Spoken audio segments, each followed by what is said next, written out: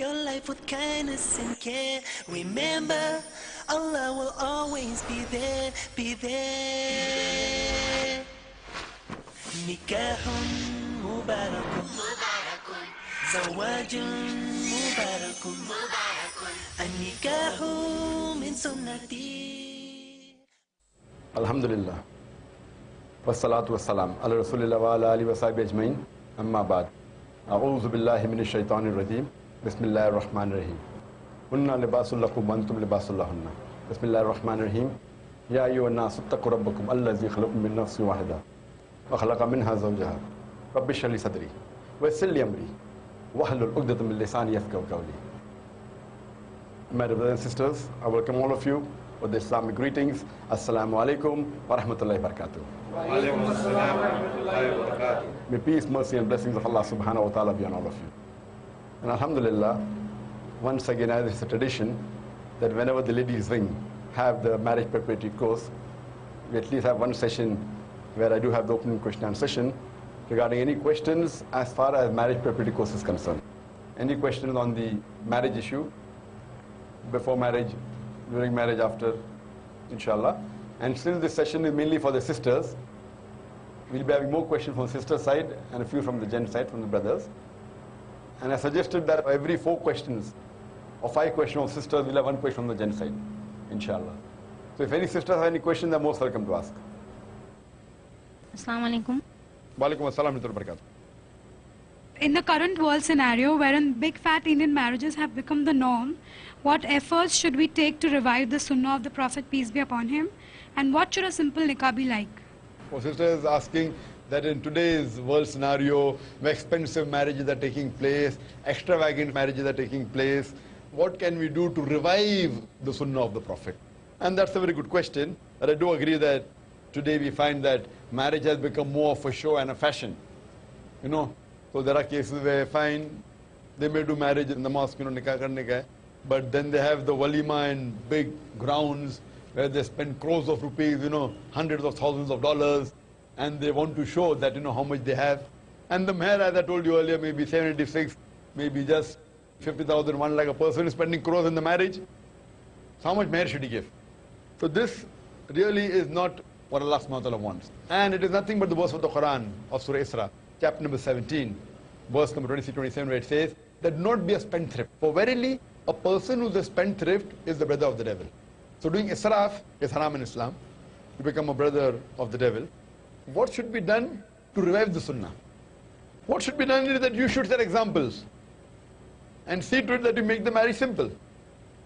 And that reminds me that when I got married in 1993. That's about 16 years back. And some of you may be aware that my wife is from Pune. So, but naturally we were discussing where to have the marriage, and so it's a normal culture, inverted commas, a custom, that normally the nikah takes place in the girls' city if they are not from the same city. So we had a big problem. They said, we should have in Pune. I said, no, we should have in Bombay. So he said, why should I have in Pune? I said, I'll give you a reason why I should be in Bombay. I want to do a simple nikah, I want to set examples. She said, she also do a simple nikah. I said, there are more people. So finally I was able to click the deal and have the marriage in Bombay. So we had the marriage in Jama Masjid. We approached the Jama Masjid here in the Crawford Market, which is the largest.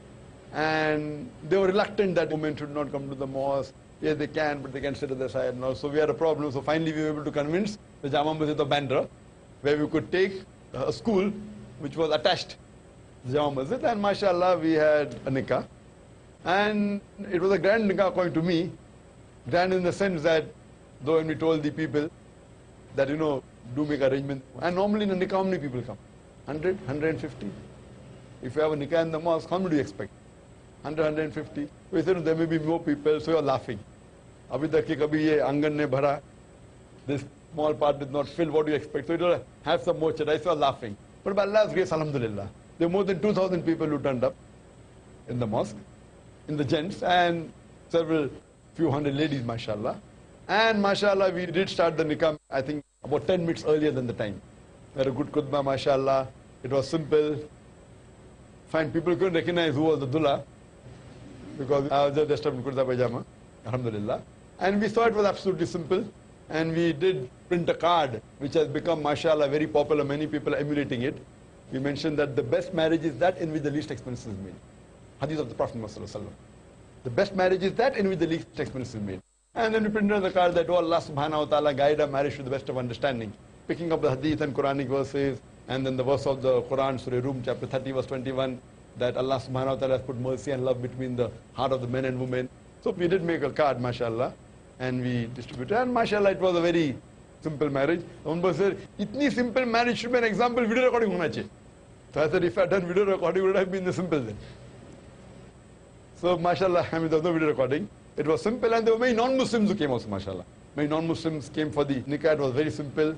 Mashallah, we had a problem that now there are many people who are going to come from Pune, so we have to accommodate them. I mean, I'm just telling you, Allah has blessed us that we could accommodate in 5-star hotel also, but then that would be a good example. So finally we thought what to do. So then, mashallah, my sister-in-law, she said that, okay, fine, my brother got 2 flats, so we can accommodate there. The reason was that we want to spend less. Not that we could not afford it. Allah has given us, mashallah, we could have kept all the guests in 5-star hotel. But that would break the rule of a simple nikah. So without hiring a hotel, mashallah, and my sister-in-law's brother, mashallah, Aman Bhai here, and Shaheen Bhai. So both of them, mashallah, they offered their flat, they were twin flats, and we just had the beddings. And it was a simple, and whatever requirement was fulfilled. And in the walima is a sunnah, which would call our relatives and close, that is a sunnah. But we did go a bit different, away from the sunnah to implement the sunnah. You know, it's a bit different. Away from the sunnah means not the sunnah is a muqadda. But away from the sunnah means we have to call as many friends, good to call friends. But now the norm has become that you do a nikah, as I said, in a mosque, and then call thousands of people in a big ground and do decoration, spend crores of rupees. That doesn't serve the purpose. What we did, we called only immediate. My brother and sister, and my father's brothers and sisters, immediate. And my wife's and same, 19 people. 19 people and about 30, 40 from the orphanage, 40 or 50. And mashallah, remember we spent about 3,500 something on the walima. I remember, mashallah. So it was a sample walima where 3,500 odd rupees, mashallah, and a total about 50, 60 people, out of which, because the hadith says the best of walima is that in which more poor people are called. So we saw to it that the number from the orphanage was larger than what we had. So we set an example, went to one extreme. Committing excess is haram in Islam. Going to an extreme is not haram. So I'm not saying this is the sunnah, but because it has become a norm where people are calling thousands of people, etc., and flashing their wealth, etc., what we did, what I told my parents that, okay, what we saved, mashallah, with that money we set up the IRF. Alhamdulillah. Islamic Research Foundation. And what my parents wanted to give a flat, so I said, okay, instead of that, by the office of Islamic Research Foundation. And Allah has given barakah. So if we had done the marriage like the way Allah has given us, mashallah, where we can spend a lot. So here what we have to do, that if you want to revive the sunnah, you have to go a step forward and set an example. Have a simple nikah, best in the mosque, and that's it. Give some dates, that's it. Give dates. And if you have to have a reception, then see to it that if the reception is there, it is simple, it's not extravagant, there's no music, there is proper hijab, there's proper segregation of the ladies and gents. In this way, we should set example. But the best is, in today's age, have a simple nikah. You may have to give card or call people, but do it in the mosque, and that's it. Avoid the reception. If you have to give walima, have it at your home. Call a few close people. Don't have to be 19, what I call. Can be 50, it can be 100, can be 200, but don't see to it that there is a 10-course meal. Fine, you can have a 2-3-course meal, no problem. One sweet dish, dal gosh, or whatever you prefer. And if that money you invest in the way of Allah subhanahu wa ta'ala, your marriage will be more successful. And Allah will bless you more. And this is only possible if both the family of the husband and wife, they are of that thinking. So that's the reason, if you want to set an example, you have to marry a husband who also wants to set an example. So best part is depending upon the life partner you choose. So all this will only come into play if you choose the right partner. And that is the reason at that time in 90s, I remember, in the early 90s, I mean my sister was in charge. She was supposed to choose. We could not find anyone, so we had to go to Pune. So mashallah, I had to get from Pune, alhamdulillah, the criteria that we wanted. And now mashallah, this whole thing has spread. and the Arif ladies wing was formed, mashallah, and which wasn't there before my marriage. So after the marriage, the work expanded, the work increased, the Arif ladies wing was formed, and I told my wife that, see, once I get married, I promise you 4,000 a month. I'll give you 4,000 rupees a month. If you can run the house in that, you can marry me. I'm a doctor, but don't think I will give you lakhs of rupees. And mashallah, she was earning much more than that when she got married. So mashallah, but she agreed. Fine. But now I'm giving more than 4,000 rupees. Allah has blessed, alhamdulillah. That's the minimum I said. So what we realized, mashallah, that if you take a life partner who's of the same view, that is the time you can expand, and that is the time you can grow Islamically, and that is the time you can set more example. If my wife was not a da'i, I would not be able to set example. I would have been able, but maybe I would be able to do 25% what I'm doing now. Maybe 20%, maybe 30%. But life would have become miserable. So what we realize that if you have to set example to the world, you have to choose a life partner who has the same view and who has the same ideology. So if you want to set example, sister, to revive the sunnah, not only in marriage, even after marriage, so you have to choose a life partner who's virtuous, and that will be the best, because the beloved Prophet ﷺ said that there are 4 criteria which you look while choosing a life partner. One is wealth, second is beauty, third is nobility, and fourth is virtue. And amongst them, the best is virtue. So if you choose a virtuous life partner, inshallah, you'll be able to set many examples in society. Hope that answers the question, sister. Any other sister has any question? Assalamu alaikum. Wa alaikum assalam. Brother, a woman is prohibited to travel alone without a mahram. She has to be accompanied by one. So is there any specific distance or time period of a journey where she can travel alone? She's permitted to. Sister asked the question that it's a requirement that when a woman travels, she should have a mahram. Is there any particular distance, particular time period, etc.? Now, depending upon the situation, this is a ruling where if she travels, she requires a mahram. But as the times have changed, today the fuqahas say that as long as she's secured, internal in the city, if she's secured and there is no danger, etc., in the city itself, there's no problem, as long as it is outside the city limits, as long as it's not late hours, it's not overnight. So as long as it's not overnight, it's within the city limits at daytime, and if you know the place is secured. If it's within city limits at daytime and the place is not secured, where you find many histories taking place, a lot of rapes taking place, then it's not permitted. But if you know the place is secured and there are no chances of any harm coming, then she can travel alone. That's what the fuqahas say. So it will keep on changing depending upon the area, depending upon the city, depending on which part of the world you live in. So based on this, if it's secured and there's no problem, but irrespective of the secure or not, overnight, no, or if you're going outside the city limits. But again, if you're going outside city limit in a plane, where you know the security in the airport, and once you enter the airport, it's completely secured, plane is secured. Once you land in a place which is tens of thousands of kilometers in the other side of the world, it may take 4 hours or 5 hours by flight, then also it's permitted. As long as you have a mahram who's dropping you at the airport, then you're secure inside the security, absolutely. You're going in the plane, you're landing, then there's a mahram picking you up. So fuqahas, what they say, in certain situations, though you're traveling tens of thousands of miles, it's preferable to have a male with you, but in extreme cases where it's not possible, it's permitted, it's not haram, because the airline is secured. The airport is secured, security is there, and the person is flying, but there should be a mahram dropping you here and a mahram picking you up there. Hope that answers the question, sister. Any sister on the second floor would like to ask a question? Assalamu alaikum, brother. Wa alaikum assalam wa rahmatullahi wa barakatuh. If a Muslim brother gets married to a non-Muslim and the girl agrees to revert, but her parents say that they want to have a Hindu marriage ceremony first and then a nikah, is the nikah still valid? So as a question that if a man wants to marry a girl who's a Hindu but she's willing to revert to Islam, but the parents of the girl say that they would like to have a Hindu marriage first and then have a nikah, is the nikah valid?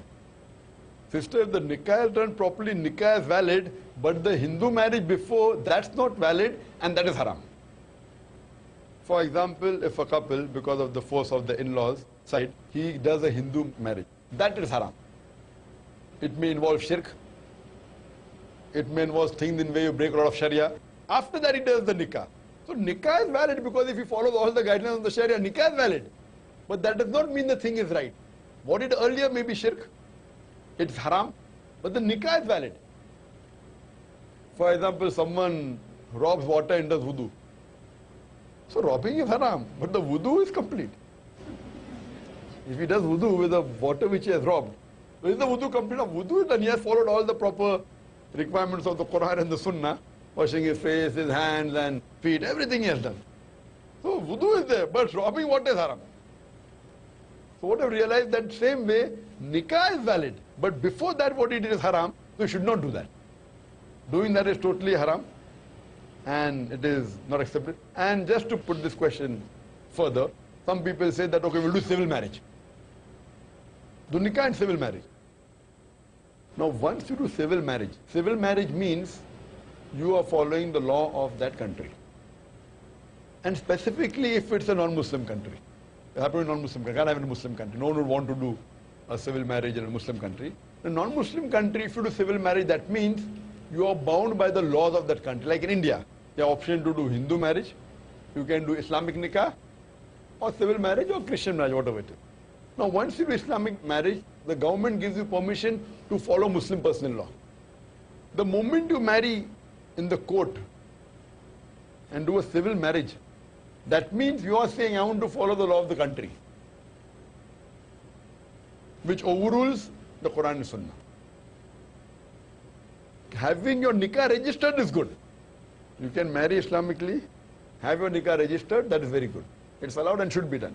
But if you do a civil marriage, that means if you do civil marriage and Hindu Marriage Act, the civil marriage carries more weight than Hindu Marriage Act. Civil marriage carries more weight than Christian marriage, carries more weight than Islamic marriage.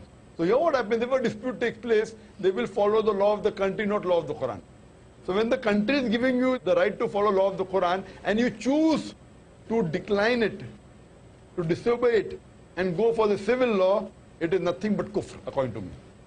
I haven't heard any scholar saying, but I say it's kufr, because I know what's a civil marriage. It's kufr means you are saying that the Quran is overruled by the law of the country. No law of the country can overrule the Quran. It's kufr. So if you do nikah and do civil court marriage, when the country is giving you permission to do nikah, why should you do? No, because the in-laws want, because they were ex-non-Muslims. So this is 100% wrong. It's haram, should not be done at all. It is worse than, both are bad. But this is worse because if you do according to that, then which law will you follow after marriage? Hindu marriage law or the Muslim marriage? So therefore best is only to nikah. If anything what the in-laws want, which is not against the Sharia, you can do. For example, they tell you, okay, wear a kurta pajama, I'll be happy. Okay, wear kurta pajama. Wearing kurta pajama is not haram in Islam. So if the in-laws ask you to do something additional, which is not made haram, or not prohibited in Islam, in the Quran and Sharia, that if you do to please them, there's no problem. But anything which is against the Sharia, against the Quran and Sunnah, like doing a Hindu marriage or marrying in the church or going marrying in the court, this is haram and should not be done. Hope that answers the question, sister. Assalamu alaikum. Wa alaikum assalam wa rahmatullahi wa barakatuh. What should a girl who's becoming a doctor do when her husband denies her to practice just because she has to deal with male patients? And also, how should that girl behave with the male patients? The sister asked the question, what should a lady do if the husband prohibits her from practicing because she has to be with the male patients? Answer is simple, you stop seeing male patients. So simple, there's nothing to think about it. How should she behave? She should say, I will become a gynecologist, fine. Or if she's a plain MBBS doctor, I will see only female patients and children. Put up a board that this is a specialized doctor, maybe MBBS or BUMS or whatever your sister. I'm specialized only in ladies and children. No problem. Good, alhamdulillah. And Islam doesn't encourage a female doctor to look at a male patient unless it's an emergency. Neither does it encourage a male doctor to examine a female patient unless it is unavoidable. But normally, it's very common. Most of the females go to the male doctors. And if it is a female doctor, even males go there. That is the reason, sister, inshallah, we are starting, the Islamic Research Foundation, we are going to start a few clinics, medical clinics, which will be absolutely free. Anyone earning less than 10,000, less than 15,000 can attend our clinics free. And we have identified some places, inshallah, we'll start with 4 initially, where we are going to give the best of service. It will be free, but top quality. Where we'll have, inshallah, an air-conditioned premises. There will be 2 separate cabins. In one cabin, there will be a lady doctor, one cabin gent doctor. Then there's a separate waiting area for the ladies and children, and separate area for the gents. If a small child wants to see a gent doctor, no problem. The children can go anyway. If they're below the age of 9, no problem. But if it's an adult, ladies see ladies, gents see gents. Even the person taking out blood for blood testing, we'll have a lady taking out for ladies and a gent taking out for gents. The dispenser, you call the compounder, fine, he can be most probably it will be a gent, but he can dispense, they don't have to have the hijab. The receptionist will be a gent. But as far as the doctor is concerned, lady will look after ladies, will examine the ladies, gent will examine gents. Though there are verses in the Quran, Surah Nur, chapter 24, verse number 30-31, which says, say to the believing man that he should lower his gaze and guard his modesty. The next verse says, say to the believing woman that she should lower her gaze and guard her modesty. There are exceptions to these two rules. One is when you're looking for a life partner, and second is when a doctor is examining. So this again, if there is a case in which a female is sick, and she can't find a female doctor, and she has to go to a male doctor, is permitted. Or if she's looking for a heart specialist, and there's no lady heart specialist, then she goes to a gent, no problem. So a gent doctor can see a female patient only in cases where it's unavoidable, where a male doctor is not available, or she is specialized in a field in which a male is not specialized. So in these two cases are the only cases where Islam permits, but now we find generally it's very common that male doctors look at both the patient. So sister, in your case it's very easy. You tell your husband, Jazakallah, and inshallah maybe your practice will flourish more. Maybe. See, you have to do things, go to the sunnah. Like I remember, I was in Dubai, and I was just there 2 weeks back, and I stayed in a hotel, Taj Hotel, which was the first 5-star hotel in Dubai which was without alcohol. Because having alcohol is compulsory if you want to get a 5-star, except in Saudi Arabia and some countries. But if a country where alcohol is not made haram, the people authority make it compulsory, you should have 5-star. Though the franchisee was Taj, non-Muslim, Taj, the Tatas. But the local owner was Jumal Majid. MashaAllah, he said, no, I don't want it. He said, won't, it doesn't matter, it's my hotel. You want to give your franchise, give, otherwise no. Tata said, okay, no problem. Tata's only franchise, it's owned by Muslims. Most of the hotels are owned by Muslims. But in fact, all the 5-star. Now I told me somebody else is copying and starting another 5-star hotel which is free of alcohol. So we started a 5-star hotel without alcohol. MashaAllah, even the dress code that you have to have proper dress code, not too casual, etc. And MashaAllah, separate for ladies, separate for gymnasium, separate for ladies, separate for gents, trying to follow Islam as much as possible. And Alhamdulillah, it is very expensive and it's always full. MashaAllah. It is one of the most expensive hotels. The rates are very high. Flourishing. The sister, MashaAllah, even you can have a separate only for ladies. If you want, you can charge high if it really works, MashaAllah. No problem. And inshallah, sister, you can please your husband, please Allah also, and please yourself also, inshallah. Hope that answers the question, sister. Wa akhiru da'wana, alhamdulillah rabbil alameen. Forever be true. Cherish this life that's destined for you. Live your life with kindness and care. Remember, Allah will always be there, be there. Nikahun mubarakun, zawajun mubarakun, النكاح من سنتي ما قال النبي هو الصحيح نكاح مبارك نكاح مبارك زواج مبارك